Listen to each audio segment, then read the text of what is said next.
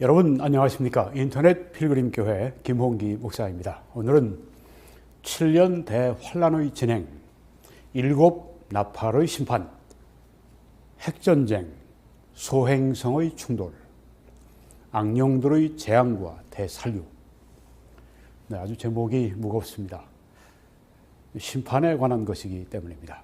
오늘 우리 다시 앞으로 있을 미래의 7년 대환란이 어떻게 진행될 것인가 성경을 통해서 배우면서 하나님의 뜻을 우리가 생각하도록 하겠습니다.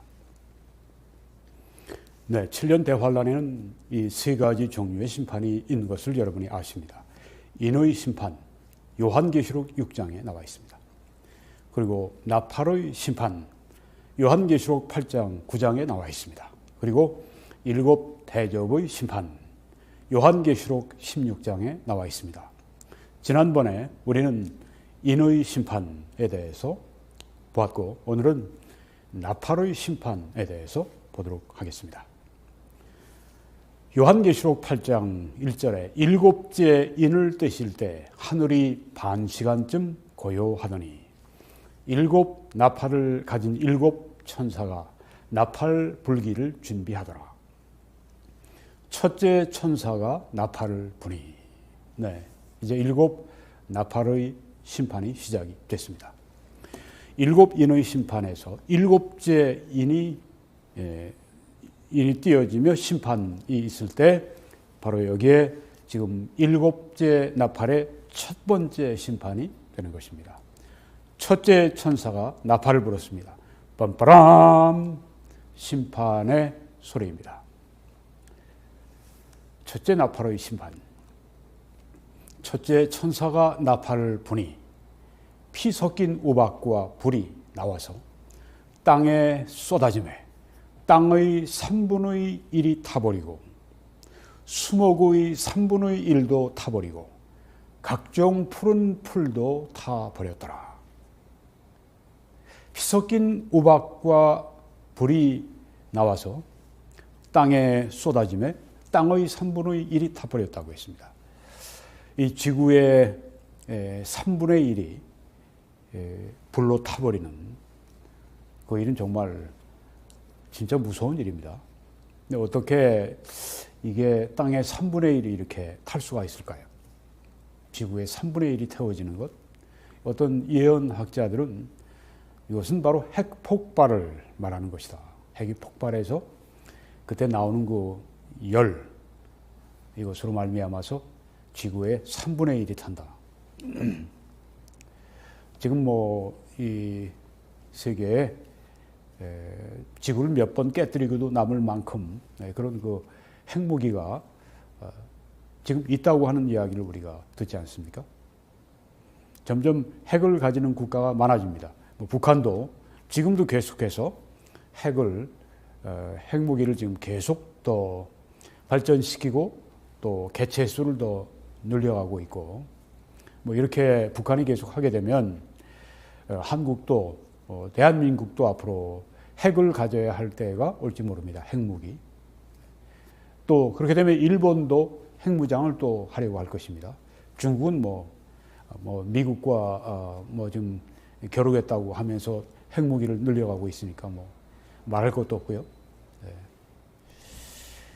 이 지구의 3분의 1이 불이 타버리는 것은 핵폭발로 말미암아 일어날 것이다. 이렇게 보는 견해들이 있습니다. 그럴 수도 있습니다. 꼭 그렇다고 우리가 단정을 지을 수는 없지만 그럴 가능성도 굉장히 많다고 하는 것입니다.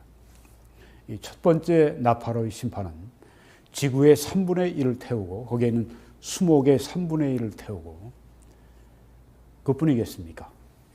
3분의 1이 탈 때 그때 많은 것들이 타게 되고 사람도 역시 그중에 많이 희생이 될 것으로 생각이 됩니다. 두 번째 나팔의 심판. 둘째 천사가 나팔을 부니 불 붙는 큰 산과 같은 것이 바다에 던져짐에 바다의 3분의 1이 피가 되었다고 말씀을 했습니다. 태양계에는 무수한 소행성이 이렇게 존재하고 있습니다. 중앙에 저기 지금 중앙에는 해가 있고요. 그다음에 이제 이 동남쪽 방향에 조그만 지구가 거기 있는 것을 여러분이 지금 여기서 보시고 있습니다. 그 주위에 뭐 무수한 소행성들이 이렇게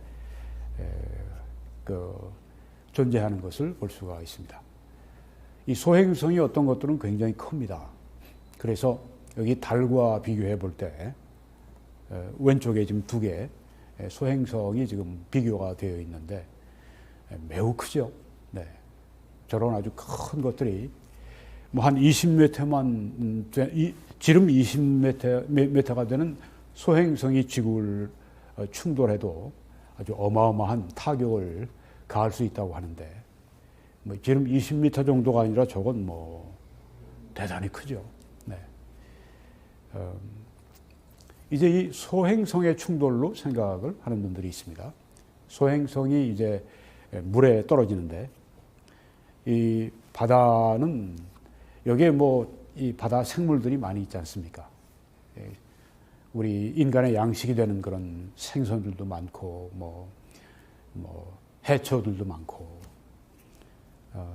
또 이 바다에서 이제 산소를 또 공급해주고 또 이 바닷물이 결국은 이제 증발을 해서 그 구름이 되고 그 다음에 이제 육지에 비를 내려주고 바다는 굉장히 중요한 구실을 우리의 삶에 그 지구의 이 생태계를 위해서 매우 중요한 소중한 자산인데 여기에 지금 소행성이 여기에 떨어지게 될 때 그때 이제 바다의 3분의 1이 피가 된다고 했습니다. 그리고 해양 생물의 3분의 1이 파괴가 되고 또 배들의 3분의 1이 파괴가 된다고 했습니다. 땅에서 3분의 1이 불살라지더니 이제는 바다가 3분의 1이 피가 되고 파괴되고 이런 것들을 여기 성경에 말씀합니다. 뭐 말로 다 할 수 없는 재앙이죠.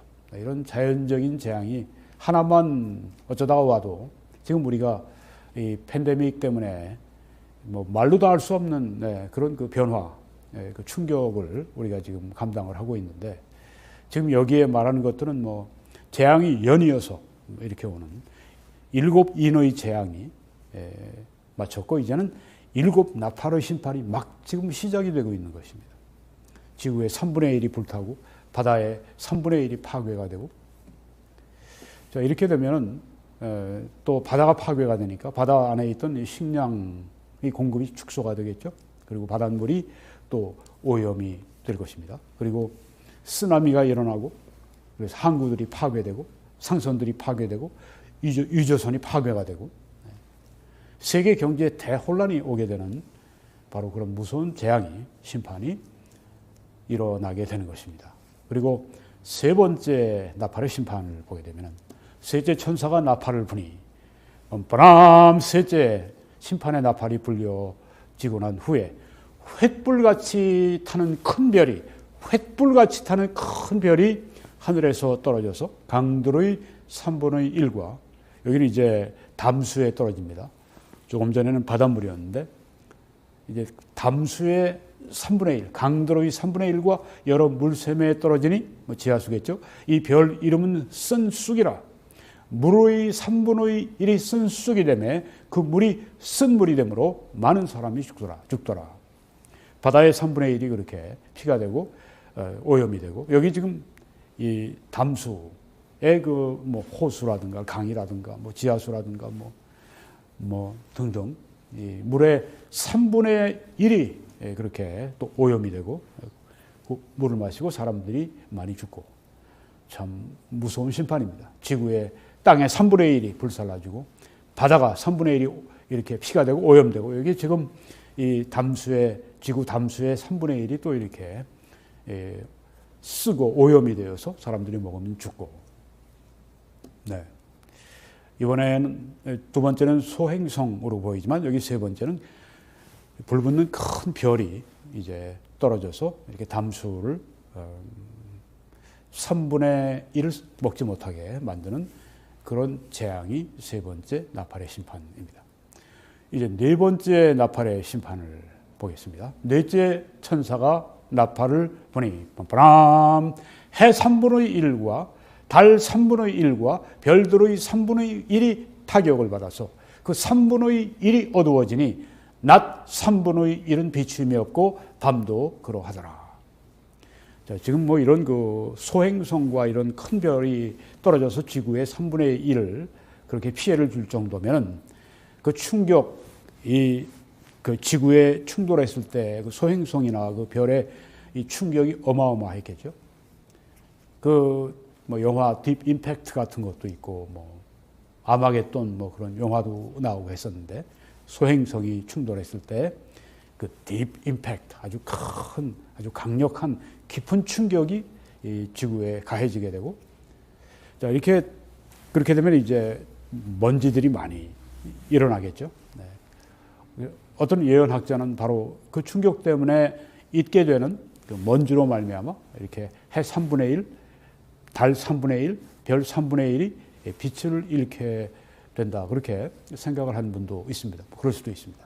내가 또 보고 들으니 공중에 날아가는 독수리가 큰 소리로 이르되 땅에 사는 자들에게 화가 있으리니 이는 새 천사들이 불어야 할 나팔 소리가 남아 있음이로다 하더라.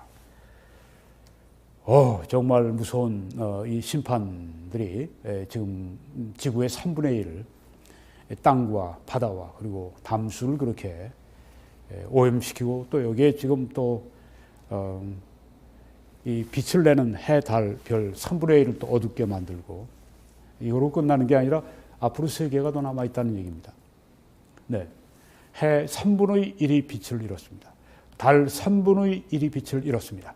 별 3분의 1이 빛을 잃었습니다. 이렇게 될 때 지구의 기온이 내려가겠죠. 그렇게 되면 이제 흉작이 있게 되고 여러 가지 피해가 있을 것입니다. 또 달 3분의 1이 이렇게 어두워지면서 저수 간만의 차이가 또 나게 될 것이고 기후 변화가 찾아오고 자연재해가 있고 식량 문제가 생기고 많은 사람들이 죽게 되고 이런 재앙이 이 넷째 나팔의 심판이 된다고 하는 것입니다. 다섯째 나팔의 심판을 보겠습니다. 다섯째 천사가 나팔을 불매 딴딴한 내가 보니 하늘에서 땅에 떨어진 별 하나가 있는데 그가 무저갱의 열쇠를 받았더라. 무저갱, 네. bottomless pit, 끝이 없는 그런 이 구덩이, 무저갱, 지옥을 그렇게 또 성경에서 말을 합니다. 지옥입니다. 그가 무저갱을 여니 그 구멍에서 큰 화덕의 연기 같은 연기가 올라오매 해와 공기가 그 구멍의 연기로 말미암아 어두워지며 무저갱이 열리고 거기서 이제 연기가 올라오고 그래서 이 공기가 어두워지고 또 황충 영어로는 뭐 보통 로커스트라고 이렇게 메뚜기라고 이렇게 번역을 합니다. 또 황충이 연기 가운데부터 땅 위에 남해 황충이라고 얘기하면 악령들을 말합니다. 뭐 실제로 뭐 지옥에서 뭐 메뚜기가 튀어 올라오겠습니까? 네, 여기에 지금 악령들이 지금 이 무저갱에서 나오는 무서운 일이 여기 지금 나오죠. 땅 위에 이 악령들이 나오매 악한 일을 위해 나오는 겁니다. 그들이 땅에 있는 전갈의 권세와 같은 권세를 받았더라. 전갈이 팍 쏘게 되면은 그 독으로 말미암아 사람들이 죽거나 얼마나 큰 고통을 받습니까? 악령들이 바로 그런 권세를 받았습니다. 그들에게 이르시되 땅의 풀이나 푸른 것이나 각종 수목은 해하지 말고 오직 이마에 하나님의 인침을 받지 아니한 사람들만 해하라 하시더라. 그러나 그들을 죽이지는 못하게 하시고 5달 동안 괴롭게만 하게 하시는데 그 괴롭게 함은 전갈이 사람을 쏠 때 괴롭게 함과 같더라. 죽으면 차라리 편하겠는데 죽지도 못하고 고통만 5달 동안 계속 악령들에게 당하는 이 고통, 어마어마한 이 고통이 될 것입니다. 5개월 동안의 고문입니다. 그날에는 사람들이 죽기를 구해도 죽지 못하고 죽고 싶지만 죽음이 그들을 피하리로다. 차라리 날 죽여주시오. 차라리 내가 죽기를 원한다. 그래도 그들이 죽을 수 없는 5개월 동안의 그 무서운 악령으로부터 받는 그 고통, 심신의 그 고통, 바로 이것이 그 땅에 그 시대에 살아가는 사람들에게 임하는 하나님의 무서운 심판인 것입니다. 지옥을 이제 경험하는 거죠. 지옥의 그 일꾼들인 이 악령들이 나와서 지옥의 고통을, 땅에 그 당시 사는 사람들에게 지옥의 고통을 맛보게 하는 참 무서운 때가, 죽기를 구해도 죽지 못하고 죽고 싶으나 죽음이 피하는, 마치 지옥을 여기서 우리들에게 말해주는 것 같습니다. 지옥에 들어갔을 때 죽기를 구해도 죽지 못하고 죽고 싶지만 죽음이 그들을 피하고, 정말 무섭습니다. 정말 무섭습니다. 고통을 끝낼 수 없다고 하는 것, 얼마나 무서운 고통입니까? 심판입니까? 여섯째 나팔의 심판을 보겠습니다. 여섯째 천사가 나팔을 불매 단단한 내가 들으니 하나님 앞 금제단 네 뿔에서 한 음성이 나서,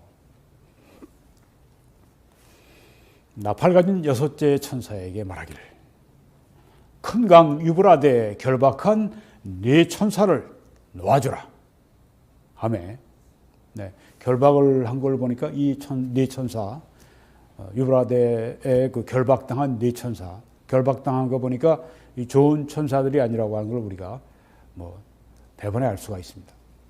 네 천사가 놓였으니 그들은 그 년 월 일시에 이르러 사람 3분의 1을 죽이기로 준비된 자들이더라. 그 당시 인류의 3분의 1, 그 전에 전쟁 때문에 이 일곱 인의 심판 가운데 그 전쟁, 기근, 전염병, 짐승 이런 거로 말미암아 사람들이 그 당시에 4분의 1이 죽죠. 여기에 지금 또 3분의 1이 또 남은 사람들 가운데, 그 이후에 또 우리가 보면 지금 앞서 우리가 봤던 여러 심판들, 그것 때문에 또 얼마나 많은 사람들이 죽겠어요? 핵전쟁이라든가 바다와 담수, 그리고 이런 오염이 되고 해가 어두워지고 이런 것들, 모든 것 때문에 사람들이 많이 죽고, 그런데 살아남은 그 사람들 가운데 또 3분의 1이 또 죽습니다. 진짜 이 환란 시기는 죽음의 시기입니다. 고통과 죽음의 시기, 심판의 시기, 하나님의 이 죄를 향한 이 마지막 하나님의 그 진노가 얼마나 무서운지, 이 죄를 하나님이 심판하시는 게 얼마나 무서운지 지옥만 봐도 알 수 있는데, 이 땅에서 지금 이 7년 대환란을 통해서 우리가 하나님의 진노가 얼마나 무서우신 건지 우리가 지금 여기서 아주 생생하게 지금 보고 있습니다. 사람 3분의 1이 죽는다. 이 보통 일입니까? 정말 큰 일이죠. 그런데 이 재앙에, 그리고 이제 네 천사가 여러 가지 재앙을 행합니다. 근데 이 재앙에 죽지 않고 남은 사람들은 손으로 행한 일을 회개하지 아니하고, 참 이렇게 심판을 받고도, 이렇게 고통스러워도 하나님 앞에 회개하지 아니하는 인간들의 모습을 봅니다. 회개하지 않으면 망하죠. 결국 이 사람들은 망하는 사람들입니다. 회개한다고 하는 것은 참 하나님의 은혜입니다. 그렇죠? 하나님 앞에 돌아가는, 죄를 버리고 하나님께 나아가는, 돌아가는, 이게 정말 참 하나님의 은혜, 회개의 은혜를 받는다고 하는 거. 회개할 줄 모르는 사람들, 이건 하나님이 심판하시기로 작정하신 그런 사람들이죠. 여기 지금 그렇습니다. 회개하지 아니하고 오히려 여러 귀신과 또는 보거나 듣거나 다니거나 하지 못하는 금은 동과 목석의 우상에게 절하고, 회개하지 않는 것뿐 아니라 오히려 우상에게 절을 하고, 이런 무서운 재앙 가운데 빠져도 사람들이 이런 모습을 보게 됩니다. 오늘날 우리가 회개하지 않는 모습을 볼 때 이상한 건가요? 그들이 그런 고통을 당하면서도 우상에게 더 절하는 것을 볼 때 이상한 건가요? 여기 말씀 보면 아무것도 이상한 것이 없습니다. 또 그 살인과 복술과 음행과 도둑질을 회개하지 아니하더라. 네, 이번에 일곱째 나팔의 심판입니다. 네, 일곱째 나팔. 일곱째가 되면은 일곱 인의 심판의 일곱째 인의 심판은 곧 그 다음 일곱 나팔의 심판의 첫째 나팔의 심판과 동일하다고 말씀드렸습니다. 일곱째 나팔의 심판은 그 다음 마지막 최후의 최종의 가장 최악의 심판인 일곱 대접의 심판의 첫째 일곱 첫째 대접의 심판이 되는 것입니다. 일곱째 나팔이 빰빠람 그렇게 울려 퍼졌을 때 이제 그 무서운 최악의 일곱 대접의 심판이 첫째부터 이제 일곱째로 시작이 되는 것입니다. 지금 우리가 봤던 인의 심판, 나팔의 심판을 봐도 어안이 벙벙할 정도로, 진짜 기절초풍할 정도로 그렇게 무서운 재앙인데 그것으로 끝나는 것이 아니라 세 번째 일곱 대접의 심판이 이제 막 시작이 되는 것입니다. 자, 이제 한 가지 더 말씀드리고 오늘 마치려고 합니다. 종교적인 바벨론, religious Babylon, 종교적인 바벨론이 있습니다. 요한계시록 17장에 나옵니다. 이 종교적인 바벨론이 세계를 통치하다가 멸망하는 것이 요한계시록 17장에 나오는 것입니다. 이 종교적인 바벨론은 인류가 시작된 이래로 지금까지 또 앞으로 멸망당할 때까지 이 종교적인 바벨론은 계속됩니다. 가짜 종교, 하나님을 대적하고 또 하나님에 대해서 불충성하고 배교하고 우상 숭배하고 참 하나님을 섬기지 않는 대적하는 그 모든 것들이다. 바로 이 종교적 바벨론에 속하는 것입니다. 세상에 많은 사람들 지위 고하를 막론하고 이 가짜 종교가 많은 사람들을 이렇게 컨트롤하고 다스리고 이것이 인류 역사 가운데 쭉 있었습니다. 그런데 이것이 결국은 멸망하게 되는 종교적인 바벨론이 멸망하는 것을 요한계시록 17장에서 하나님이 보여주고 계십니다. 네, 큰 음녀로 또 이렇게 성경에 말씀했습니다. 큰 음녀, 종교적인 바벨론은 하나님에 대해서 불성실하고 우상 숭배하고 배교하는 이 상징입니다. 우리가 이 구약 성경에 보게 되면은 하나님께서 이 이스라엘 백성들이 하나님을 떠나고 저들이 우상 숭배하고 저들이 하나님을 배반하고 불충성하고 죄를 따라가고 그럴 때 음행을 한다고 그렇게 표현을 하셨습니다. 음행을 하는 자들, 음행을 하는 여자, 큰 음녀 종교적인 바벨론이 바로 그것을 의미하는 것입니다. 가짜 종교, 하나님을 대적하고 진리를 배반하고 진리를 떠나는 이런 모든 것들이 다 이 큰 음녀 종교적 바벨론이라고 하는 그 말에 포함이 되는 것입니다. 여기 보니까 요한계시록 17장 1절에서 또 일곱 대접을 가진 일곱 천사 중 하나가 와서 내게 말하여 이르되 이리로 오라. 많은 물 위에 앉은 큰 음녀가 받을 심판을 내게 보이리라. 이렇게 말씀하면서 땅의 임금들도 그와 이 음녀, 이 큰 음녀 종교적인 바벨론과 더불어서 음행하였고 땅에 사는 자들도 그 음행의 포도주에 취하였다 하고 곧 성령으로 나를 데리고 광야로 가니라. 내가 보니 여자, 이 큰 음녀 바벨론입니다. 이 여자가 붉은 빛 짐승을 탔는데 적그리스도를 탔는 그 위에 올라타 있습니다. 그 짐승의 몸에 하나님을 모독하는 이름들이 가득하고 일곱 머리와 열 뿔이 있으며 여기 이 짐승이라고 하는 것은 적그리스도를 말하면서 또한 적그리스도가 다스리는 그 왕국을 말하기도 합니다. 부활된 로마 제국을 말하기도 합니다. 네, 그래서 이 붉은빛 짐승, 이 적그리스도 혹은 적그리스도가 지배하는 이 왕국 그 안에는 이제 여러 그 정치적인 지도자들이 있습니다. 전 세계를 하나로 묶는 세계 정부를 만들기 때문에 거기에는 이제 여러 나라의 수반들이 있습니다. 대통령 혹은 수상들이 있습니다. 일곱 머리 열 뿔 이런 걸 통해서 이제 그런 것들이 다 의미하는 바 그런 것입니다. 붉은빛 짐승을 탔는데 그 여자는 자줏빛과 붉은빛 옷을 입고 금과 보석과 진주로 꾸미고 손에 금잔을 가졌는데 가증한 물건과 그의 음행의 더러운 것들이 가득하더라. 여기서 음행은 하나님께 대한 불순종, 가짜 종교, 하나님을 대적하는 것, 신성 모독, 우상 숭배 이 모든 것들이 다 이 안에 있습니다. 바로 이런 것들입니다. 이 음행의 더러운 것들이 가득하더라. 네. 아주 배교하는 종교적인 바벨론, 큰 음녀 종교적인 바벨론. 그의 이마에 이름이 기록되었으니 비밀이라, 큰 바벨론이라, 땅의 음녀들과 가증한 것들의 엄이라 하더라. 네. 지금 우리가 큰 음녀 종교적인 바벨론에 대해서 지금 여기 읽어보고 있는 것입니다. 이 큰 음녀 종교적인 바벨론은 세계 각국에 영향을 미칩니다.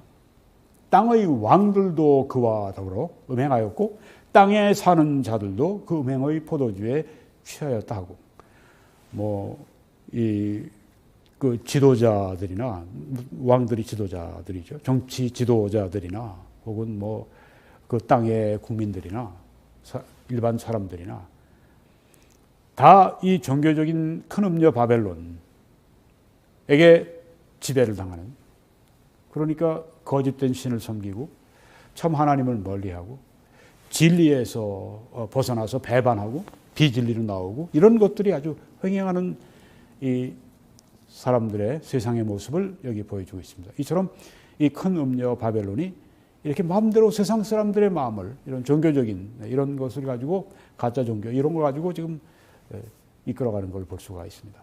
또 천사가 내게 말하되 네가 본 바 음녀가 앉아있는 물은 음녀가 물 위에 앉아있다고 했는데 그 물은 백성과 무리와 열국과 방언들이니라. 이거 세계의 여러 나라들을 말합니다. 음녀가 어디에 앉아있느냐? 세계 여러 나라들 위에 앉아있다. 그 세계 여러 나라들의 속속들이 음녀가 영향을 미쳐서 하나님을 대적하게 만들고 하나님을 떠나게 만들고 가짜 신을, 우상을 섬기게 만들고 이 가짜 일을 이 음녀가 하고 있다고 하는 것입니다. 세계 전체에서 7머리 10뿔 가진 붉은빛 짐승을 이 큰 음녀 바벨론이 타고 있어요. 여자가 붉은빛 짐승을 탔는데 그 짐승의 몸에는 하나님을 모독하는, 아주 신성 모독하는 적그리스도의 성격을 여기 보여주고 있고, 또한 적그리스도가 다스리는 그 나라의 성격을 여기 보여주고 있습니다. 이제 적그리스도가 EU라고 하는, 많은 예언학자들은 EU, 지금 우리가 보는 유럽 연합 EU라고 하는 이런 그 정치 체제를 통해서 그것이 중심이 되고, 그래서 그 EU가 중심이 되고, 그 다음에 전 세계를 이 적그리스도의 제국으로 만들어서 그렇게 하나님을 대적하는데, 그 짐승의 몸에는 하나님을 모독하는 이름들이, 신성 모독하는 이름들이 가득했다. 그러니까 적그리스도가 지배하는 그 제국이 얼마나 악하고 얼마나 그리스도를 반대하고 하나님을 반대하고 진리를 반대하고 얼마나 진리에서 멀어져서 부패하고 악한지를 여기서 보여주고 있습니다. 그리고 7머리와 10뿔이 있으며, 네, 그 7머리, 오늘 여기서는 7머리를 제가 먼저 설명을 드리도록 하겠습니다. 여기 머리, 뿔 이런 것들은 다 왕국 혹은 그 왕국을 대표하는 왕들, 이것을 의미합니다. 7머리 10뿔, 7머리 10뿔 이런 것들은 이제 왕국이나 혹은 그 나라나 국가나 혹은 또 국가의 수반, 정치 지도자들, 왕들, 대통령, 수상, 이런 그 정치적인 권세를 여기에 말하고 있습니다. 네, 이 붉은빛 짐승이 7머리와 10뿔 가지고 있다고 하는 것을 여러분이 그렇게 이해하시면 되겠습니다. 큰 음녀 종교적인 바벨론은 또한 7산 위에 앉아 있다고 했습니다. 아까는 그 물 위에 앉아 있는데, 물은 여러 나라를 말한다고 말씀했는데, 여기 보니까 또 7산 위에 앉아 있다고 했습니다. 네, 물 위에 앉아 있는 것뿐 아니라 7산 위에 큰 음녀 종교적 바벨론이 앉아 있다. 이 거짓 종교가 그렇게 7산 위에 앉아 있다. 이게 무슨 뜻일까요? 네, 여기 요한계시록 17장 9절입니다. 그 7머리는 여자가 앉은 7산이요. 여기 지금 여러분이 보시는 이 어떤 화가가 옛날에 그린 그림입니다. 이게 지금 7머리 10뿔 짐승을 여기 지금 그리고 있는 거예요. 네, 배경이 바로 그런 것입니다. 아주 유명한 화가 그랬어요. 제가 이름이 갑자기 생각이 안 나는데 매우 대단히 세계적으로 아주 유명한 화가입니다. 하여튼 그 7머리는 여자가 앉은 7산이요.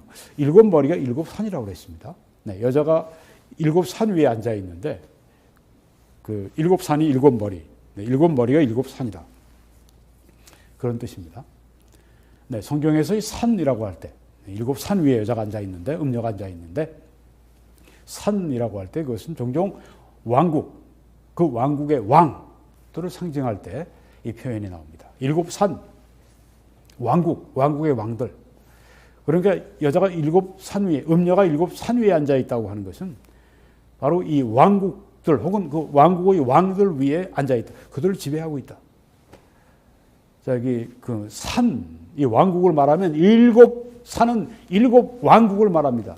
그렇죠? 네, 일곱 왕국은 무엇입니까? 일곱 산, 일곱 왕국. 그것은 애국, 아수르, 바벨론, 메데바사, 그리스, 로마, 적그리스도의 제국, 부활된 로마 제국. 네, 그것을 일곱을 말하고 있습니다. 네.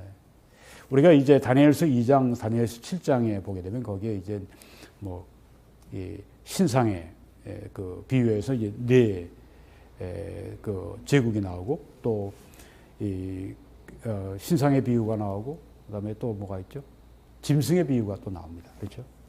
거기 사자가 나오고 곰이 나오고 표범이 나오고 그다음에 이제 일곱 머리 열불 짐승이 나오고 네 짐승이 나오고 이게 4대 제국을 말합니다. 이 4대 제국은 여기에서 볼 때 무엇일까요? 바벨론, 메데바사, 그리스, 로마입니다. 바벨론, 메데바사, 그리스, 로마. 그 전에 있던 두 나라, 애굽, 아수르, 그리고 로마, 그 다음에 적그리스도의 제국. 이렇게 세 개를 더하니까 일곱 나라가 됐죠. 그러니까 큰 음녀가 일곱 산 위에 있다고 하는 것은 산은 이제 왕국들이니까, 제국들이니까 여기 일곱 산 위에 앉아 있다. 큰 음녀가 일곱 이 왕국 제국 위에 지금 앉아 있다. 즉 이들을 지배하고 있다. 이 애굽, 아수르, 바벨론, 메데바사, 그리스, 로마, 적그리스도의 제국 모든 것이 다 이 큰 음녀 바벨론의 종교적 바벨론에 의해서 지배를 받았다. 하나님을 떠나고 하나님을 대적하고 진리를 떠나고 우상 숭배하고 이렇게 이 나라들이 그렇게 지냈다고 하는 것입니다. 그 중에 제일 심한 데가 물론 적그리스도의 제국입니다. 자, 이게 보니까 요한계시록 17장 17절에 또 일곱 왕이라 다섯은 망했고 하나는 있고 다른 하나는 아직 이르지 아니하였으나 이르면 반드시 잠시 동안 머무르리라. 이게 뭐 처음에 이 말씀의 의미를 해석이 안 되면 진짜 어안이 벙벙하죠. 이게 뭘까? 여러분 아십니다. 또 일곱 왕이라, 네, 일곱 산, 네, 일곱 왕국, 일곱 왕, 네, 아까 산은 왕 혹은 또 왕국, 산은 왕국을 말하고 또 왕국을 대표하는 왕을 말하고, 네, 여기 그 일곱 산이 이제 일곱 왕입니다. 일곱 왕이라 다섯은 망했다. 애굽과 아수르, 바벨론, 메데바사, 그리스는 망했고 요한 시대 사도 요한이 지금 요한계시록을 기록할 때가 AD 90년 때쯤 되는데요. 네. 그때는 누가 지배하고 있었는가? 로마가 지배하고 있었죠. 하나는 있고 지금 로마는 있고 다른 하나는 앞으로 올 이 적그리스도의 제국, 부활된 로마 제국 그것은 아직 이르지 아니하였으나 이르면 반드시 잠시 동안 머무르리라. 7년 동안 머무르게 되겠죠. 네. 네. 그래서 큰 음녀 종교적인 바벨론은 이 일곱 제국에 지금 말씀드린 애굽, 아수르, 바벨론, 메데바사, 그리스, 로마 그리고 적그리스도의 제국 일곱 제국에 영향을 미치는 악 영향을 준다. 그 일곱 산 위에 앉아 있다고 하는 것은 결국은 그들에게 영향을 주고 지배하고 통제하고 있다. 아주 이 일곱 제국들이 다 하나님을 떠나고 네, 그런 아주 우상 숭배하고 다른 신을 섬기고 진리에서 떠나고 이런 일들로 가득했던 세상 나라가 다 그러했죠. 네. 이 큰 음녀 종교적인 바벨론은 이 국가들 간에 종교적인 영향을 통해서 또한 강력한 정치적인 영향력을 발휘했습니다. 어떤 사람들은 이제 큰 음녀 종교적인 바벨론이 결국은 이제 그 말세에 로마 가톨릭이 이제 그렇게 이 역할을 맡는다. 그렇게 생각을 합니다. 로마 가톨릭이 보게 되면은 이 중세 로마 제국이 망하는 그때부터 시작해서 네.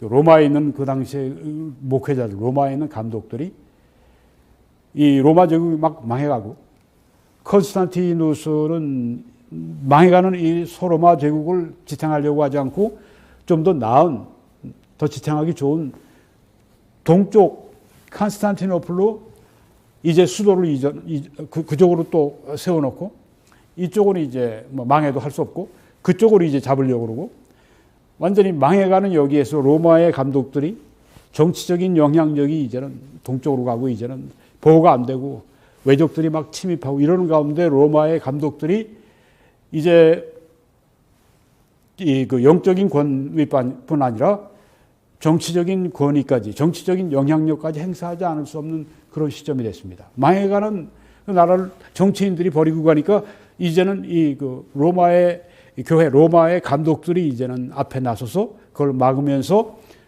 거기에서 이제 로마 감독들이 이 서방교회의 주도권을 쥐게 됩니다. 정치적인 영향력을 발휘하게 됩니다.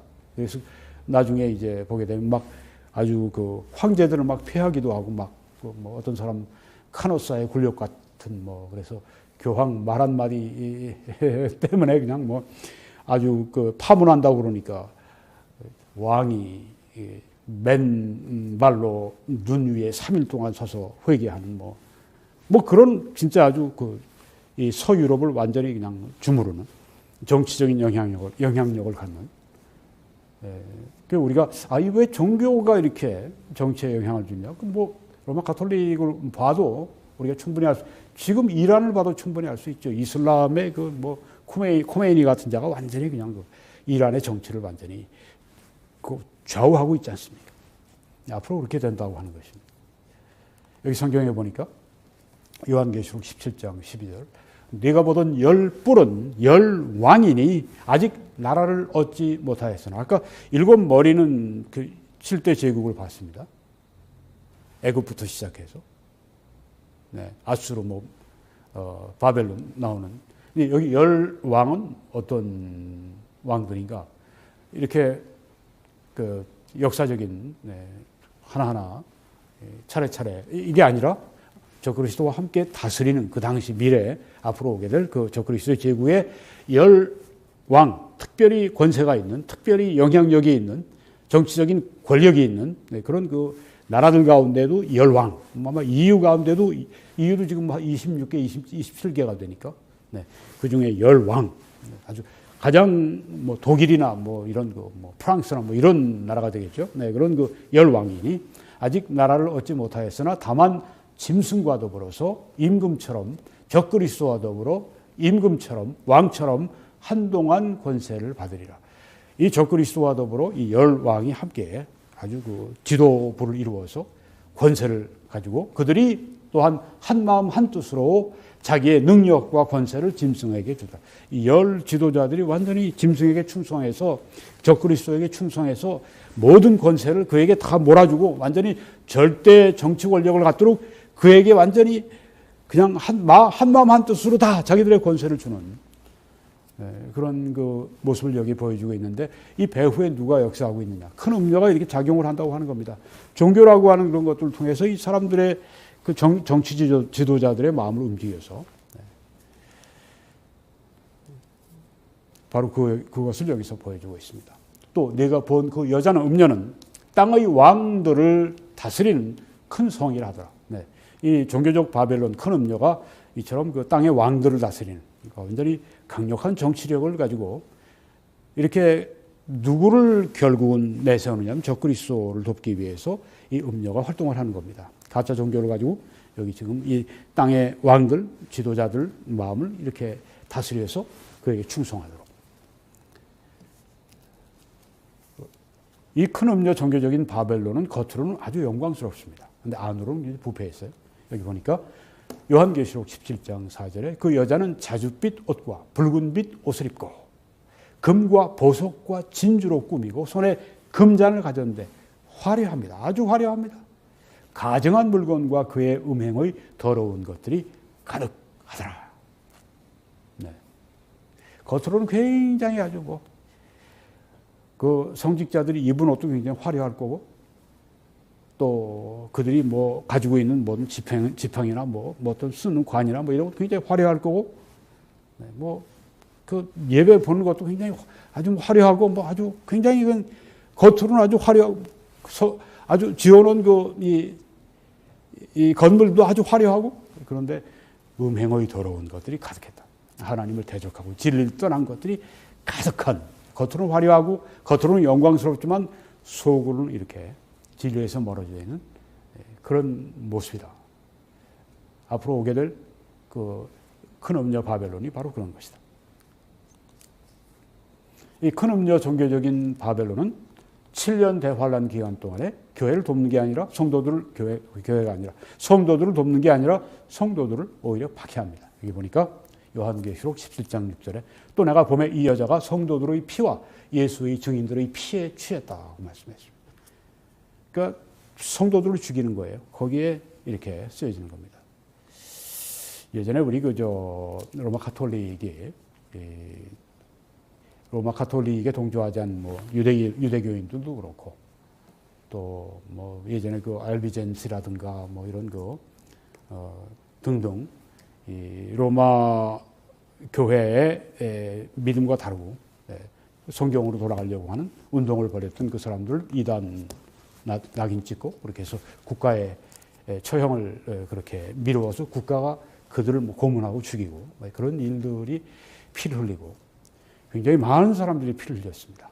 로마 가톨릭에 그렇게 복속되지 않는 교회 사죠. 제가 앞으로 그 말씀을 좀 들을 때가 곧 올 겁니다. 네. 기다리십시오. 네. 그런 것들을 볼 때, 여기 지금 이 가짜 종교, 이 거짓 바벨론이 이렇게 성도들의 피, 예수의 증인들의 피를 얼마나 많이 마셨든지 그냥 취해버리는, 굉장히 성도들을 박해하는 그런 일을 하게 될 것이다. 거짓 종교는 항상 그렇게 이용당합니다.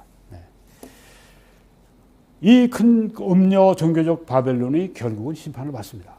내가 본 바 이 열불과 짐승은 음녀를 미워하여 음녀에게 큰 도움을 받았지만 지배를 받았지만 이제는 아주 미워하게 되어서 황폐하게 하고 벌거벗게 하고 그의 살을 먹고 불로 아주 살라버리리라. 이렇게 종교적인 바벨론 큰 음녀가 이렇게 완전히 멸망하는 그런 것을 이제 보게 됩니다. 그리고 그 다음에 오게 될 것이 적그리스도의 이 큰 음녀 바벨론은 저리가라 할 정도로 아주 적그리스도를 하나님으로 삼고 그렇게 하는 완전히 진짜 지옥의 종교가 그때 오게 되죠. 여기 그 전에 이 가짜 그동안 인류를 지배해왔던 이런 이 하나님을 대적하고 우상 숭배하던 이 종교적인 시스템 이것이 완전히 무너지는 것을 여기에서 말씀하고 있습니다. 네, 이 큰 음녀 종교적인 바벨론이 언제 일어날 것인가? 7년 대환란 전반부에 출현할 것으로 그렇게 봅니다. 중간부터 그 이후에 거기에는 적그리스도의 그 지옥의 종교가 적그리스도를 하나님으로 섬기는 지옥의 종교가 오기 전에 여기에 지금 이 큰 음녀 종교적인 바벨론이 일어나서 이런 활동을 하게 되는 것을 많은 예언학자들이 때를 그렇게 보고 있는 것입니다. 여러분 아직까지 예수님을 구주로 영접하지 않으셨습니까? 영접하시고 구원받으십시오. 예수 믿는 사람들은 그 당시에 죽었든 살아있든 여기에 교회에 속한 사람들은 우리 주님께서 이 7년 대환란이 있기 전에 불러가시기 때문에 공중에 오셔서 우리를 휴거를 통해 불러가시기 때문에 이런 일들은 우리에게 전혀 문제될 것이 없습니다. 전혀 두려울 것이 없습니다. 예수 그리스도를 믿으면 우리는 예수 그리스도 안에서 우리는 주님과 함께 영원히 복락을 누리는 삶을 살게 됩니다. 그런데 그렇지 않은 사람들에게 그 당시에 그런 사람들에게 근데 그런 사람들이 불쌍하다고만 느낄 필요가 없어요. 왜? 예수 그리스도를 믿지 않은 사람들은 앞으로 여기에 당한 일, 지금 우리가 봤던 것보다 더 무서운 일이 그들에게 있을 것이기 때문입니다. 예수님께 마음을 들이시고 오늘 구원받으십시오. 예수님 저의 구주십니다. 제 안에 들어오십시오. 저를 구원해 주세요. 그것으로 족합니다. 예수 그리스도의 피가 당신의 모든 죄를 깨끗하게 씻었습니다. 모든 죄의 값을 다 갚아주셨습니다. 하나님은 그걸 받으셨습니다. 예수님을 믿고 구원 받으십시오. 여러분 이 사역을 위해 함께 기도해 주시고 전파해 주시고 헌금으로 참여해 주십시오. 그렇게 해주시는 분들께 심심한 감사를 드리고 하나님의 축복을 구합니다. 여러분들 가운데 함께 하실 분들은 더 이 사역에 참여하셔서 여러분의 사역, 여러분의 방송, 여러분의 말씀의 가르침, 말씀의 전파가 되게 하시고 하나님 앞에 여러분들이 떳떳하시고 또 앞으로 천국서 상 받을 일을 지금 여기서 하시고 이 땅에서 하나님이 복 주실 일을 함께 해 주시기 바랍니다. 성경에 하나님이 능히 모든 은혜를 신실한 너희에게 넘치게 하실 수 있으니 이는 너희로 모든 일에 항상 모든 것이 넉넉하여 모든 착한 일을 넘치게 하게 하려 하심이라. 이런 축복의 말씀을 주셨습니다. 그리고 여호와는 네게 복을 주시고 너를 지키시기를 원하며 여호와는 그의 얼굴을 네게 비추사 은혜 베푸시기를 원하며 여호와는 그 얼굴을 네게로 향하여 두사 평강 주시기를 원하더라. 오 하나님 이 축복이 그대로 이루어지게 해 주십시오. 이렇게 축복을 빌면 하나님이 축복하신다고 했습니다. 주라 그리하면 너희에게 줄 것이니 곧 후히 되어 누르고 흔들어 넘치도록 하여 너희에게 안겨주리라. 너희가 헤아리는 그 헤아림으로 너희도 헤아림을 도로 받을 것이니라. 이 놀라운 은혜가 여러분들에게 충만하셔서 후히 되어서 누르고 흔들어 넘치도록 해서 여러분이 다시 받아서 그 받은 것으로 더 하나님께 앞에 영광을 돌리는 분들이 되시기를 간절히 축원합니다. 함께 하실 분들은 신한은행, 한국의 신한은행 정보를 통해서 이렇게 헌금해 주시고 미국에서는 뱅크 오브 아메리카 이 정보를 통해 이렇게 헌금하시면서 주님의 뜻을 이루어 주십시오. 하나님의 놀라우신 은혜가 이번 주에도 여러분에게 넘치시기를 간절히 축원합니다.